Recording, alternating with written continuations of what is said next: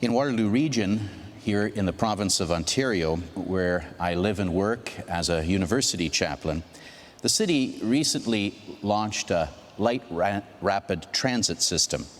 It's basically a train service that gets us from the different cities that make up the Waterloo Region. And recently, on kind of a spur of a moment, I decided on one of those days when it was free to ride that I would go on this LRT. I jumped on board dressed in my clerics, not this attire, but the usual attire that a priest wears, all in black. As I sat there on the train, of course, I got a few people kind of staring at me, taking a double take, but I also ended up having some wonderful conversations with people. In particular, one gentleman who simply came and sat down right nice and close beside me and began to ask one very poignant question. He said, "How do I know if I am a person of faith, especially in a difficult time?" When we look at God's Word on this Lord's Day, that question is certainly one that can come to our mind. What exactly is faith? In the second reading of today, we see a reference to Abraham, who in one of our Eucharistic prayers we hear referred to as the father of faith. Abraham came to discover faith in his life. And he came to discover it not as something that makes logical sense, but as a conviction in his heart.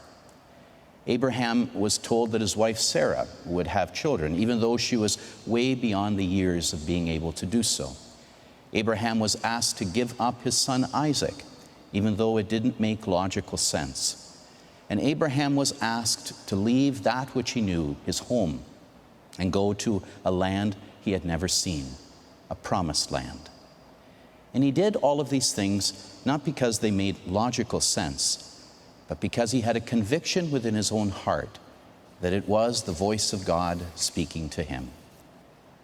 For you and I, each and every day, we have moments, interactions, encounters that sometimes make us pause and wonder. And these moments and encounters that make us pause and wonder sometimes don't make logical sense.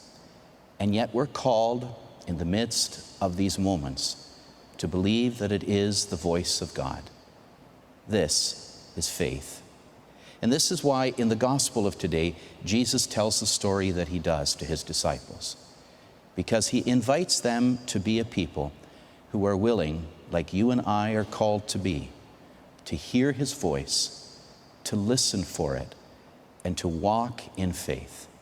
A faith that comes from a conviction, a peace, a settlement in our own heart that says that it is the Lord.